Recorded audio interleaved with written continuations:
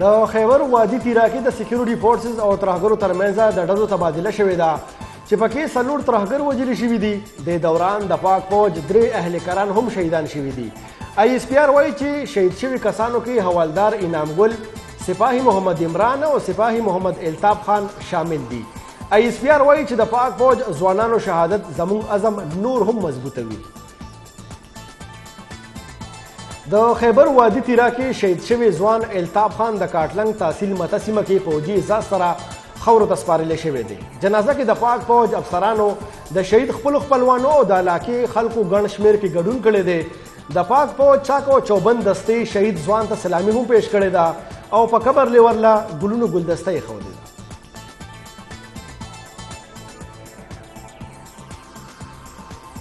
د خیبر پښتونخوا گورنر فیصل کریم کونډې او وزیر اعلی الیامین ګنډاپور په وادي تیرا کې د ترهګرو لخوا د سکیورټي فورسز 3 ځوانانو په مړینه د افسوس څرګندونه کړې ده او ویلي دي چې د ترهګرۍ پر ضد جنګ کې ټول قوم فورسز سره اوږه په اوږه ولاړ دی.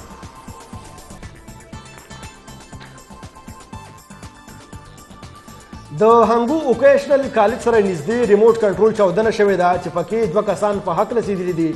پولیس مطابق چاودنه کې 15 کیلوګرامه بارود استعمال شوي دي. د جوبل کسانو تعلق بنو سره ښودل کیږي او علاج لپاره د پیښور یو هسپتال ته منتقل کړي شوي دي.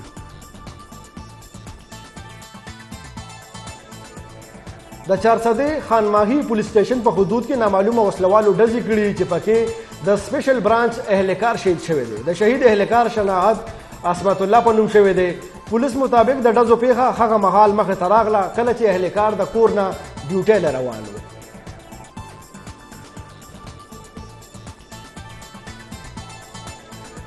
بنو کې د پولیسو او ترهګرو ترمنځ د ډزو تبادله شوې ده. د ډیره اسماعیل خان ګیلاني ټاون کې د کور دننه اے سی ګیس سلنډر چاودنه شوې ده چې پکې یو تن په حق رسېدلی او 4 کسان جوبل شوي دي. جوبل کسانو کې زنانه، 2 جنکۍ او یو ماشوم شامل دی. څوک چې هسپتال ته منتقل کړي شوي دي. متحده قومونو د پاکستان مستقل مندوب منیر اکرم ویلي دی چې کله دم ټي ټي پی نه صرف پاکستان بلکې ټوله نړۍ لپاره خطره ده. د ټي ټي پی او القاعده کاروایانې منطقه کې خورېدو اندېښنه ده. منیر اکرم مطالبه کړې ده چې نړیوال رولولي دی د ټي ټي پی او داعش خلاف کاروایي وکړي. افغان حکومت له به هم ځان پوهه کول وي ترهګرۍ باندې کابو موندو بغیر امن نشي پر ځای کېدی.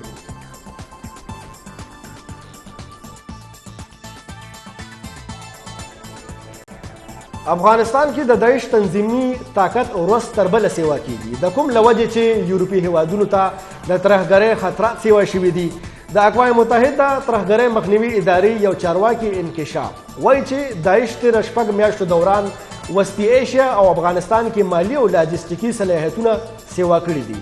دې ګروپ ماسکو میوزیک هال باندې حمله کړې وه. اسټریا کې د ټیلر سویفټ کنسرت باندې د حملې سازش کوونکي شکمن ترهګر هم گرفتار شوی دی. د افغانستان حکومتي ترجمان ذبیح الله مجاهد افغانستان کې د داعش د زیات فعالیت په اړه د اقوام متحده چارواکي ریپورت مسترد کړی دی او دا یې بې بنیاده پروپاګنډه بللې ده او ویلي دي چې افغانستان کې دغه ډله کمزوري کړې شوې ده. مجاهد وایي چې افغانستان د اسلامي امارات په کنټرول کې دی. موږ په عزم کلک ولاړ یو چې د افغانستان خاوره به د بل هیواد خلاف استعمال نشي.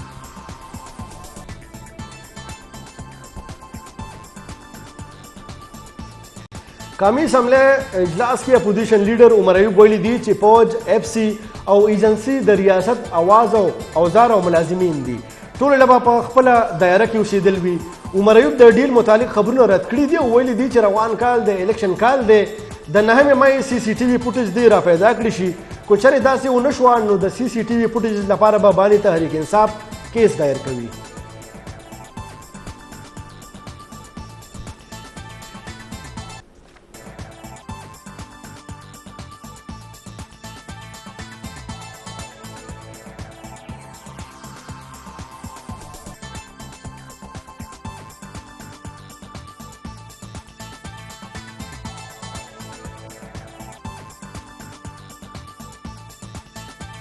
لین تاسو واورېدل وضوح په نغه اسلام آباد ته چېرته چې د سپریم کورټ جج جسټس منصور علی خان د دستوري in any manner less entitled to the fundamental rights under the Constitution. So they have equal rights as all of us here in this room. The 96% and the 1% or the 2% have same rights under the Constitution. So this was said very strongly by the Mubarak Ali judgment. We can read it sometimes if you want to. But what I want to come to is that we need to understand that it is high time कि हम अपना interfaith harmony, interfaith dialogue शुरू करें इस मुल्क में और ज़्यादा बढ़ाएं इस चीज़ को, बिकॉज हर मज़हब ये कह रहा है, हर मज़हब अपने आप हर दूसरे मज़हब को स्पेस दे रहा है, तो फिर क्यों नहीं ये काम हो रहा, मुझे नहीं समझ आ रही। जब हम क्रिश्चियनिटी को पढ़ते हैं, जब हम सिखिज़म को पढ़ते हैं, जब हम इस्लाम को पढ़ते हैं, सब मज़हब ये कह रहे हैं कि बाकी मज़ाहिब को जगह दो, स्पेस दो, एक्सेप्ट करो। तो फिर क्या वजह है कि हम एक्सेप्ट नहीं कर पा रहे और हमारे इतनी रिजेंटमेंट है, इतनी एग्रेशन है अगेंस्ट माइनॉरिटीज़, क्या वजह है, क्यों हम इतने नाराज़ हैं, इतने गुस्से में हैं, इतने एंग्री हैं। पोप फ्रांसिस फॉर एग्जांपल कहते हैं, जो इनके क्रिश्चियन पोप हैं, dialogue is born from an attitude of respect for the other person, from a conviction that the other person has something good to say. यहाँ से डायलॉग शुरू होता है, डायलॉग करना ज़रूरी है, सेज पोप फ्रांसिस। मैं इनका कोट करता हूँ जी, मैथ्यू द न्यू टेस्टामेंट में से 7:12, so in everything do to others what you would have them do to you, for this sums up the law and the prophets. So known as the golden rule, this verse is foundational for ethical treatment and respect towards others regardless of their faith. ये अब बाइबल से मैं कोट कर रहा हूँ। मैं further coat करता हूँ बाइबल से, Romans new testament 14:13 says, therefore let us stop passing judgment on one another. Instead, make up your mind not to put any stumbling block or obstacle in the way of brother or sister.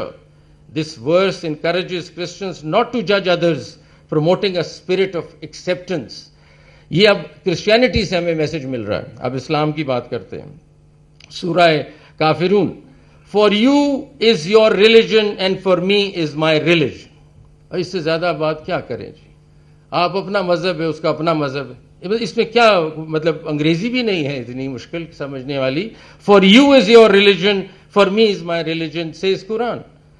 Then surah Hujurat, O mankind indeed we have created you from male and female and made you peoples and tribes that you may know one another, indeed the most noble of you in the sight of Allah is the most righteous. इसमें भी this verse emphasizes that unity and diversity of humanity encourages Muslims to respect other people. Sikhism में आ जाते हैं जी, गुरु ग्रंथ साहब जी की ये लिखा यूं लिखते हैं, no one is my enemy and no one is a stranger, I get along with everyone. ये मजहब कह रहा है जी, क्या खूबसूरत बात है। फिर कहते हैं जी आगे, recognize the Lord's light within and do not consider social class or status. There are no classes or castes in the world hereafter. This teaching promotes equality, unity, dismissing any form of social or religious discrimination. ये सारे मज़हब ये कह रहे हैं, मतलब जो पढ़ते हैं हम उसमें तो लिखा है सारे मज़हब कह रहे हैं दूसरे का ख्याल करो, उनका अपना प्यार करो, मोहब्बत करो, काइंडनेस करो। तो फिर गुस्सा कहाँ से आ रहा है, ये इंटॉलरेंस कहाँ से जन्म ले रहा है हमारे सिस्टम में। और मैं आपको बताऊं कि हमें टॉलरेंस की तरफ आना पड़ेगा, ये रिलीजियस टॉलरेंस नेसेसरी है। Now I am talking to you as a citizen to citizen, Supreme Court को छोड़ दें, यहाँ बात सिर्फ हो रही है शहरी, पाकिस्तानी शहरी के नाते मैं आपसे बात कर रहा हूँ कि भाई ये टॉलरेंस कब आएगी हमारे माशरे में, लानी पड़ेगी। टॉलरेंस से क्या होगा, पीस एंड हारमोनी आएगी, इसमें कोई रॉकेट साइंस नहीं है समझने के लिए। इससे आप होल्ड कर रहे हैं ह्यूमन राइट्स, बिकॉज अगर आप टॉलरेंस नहीं करेंगे तो violation of human rights immediately शुरू हो जाता है, तो अपहोल्डिंग द ह्यूमन राइट्स। फिर दूसरी बात क्या है, जैसे ही आप हारमोनी की तरफ चलते हैं, इंटरफेथ हारमोनी की तरफ जाते हैं, तो डाइवर्सिटी और इंक्लूसिविटी होती है। हम मुख्तलिफ लोगों से बात कर रहे हैं, हम उनके व्यू पॉइंट्स ले रहे हैं। हमारे دا د سپریم کورټ سینیئر جج منصور علي شاه چا چې یو سیمینار ته خطاب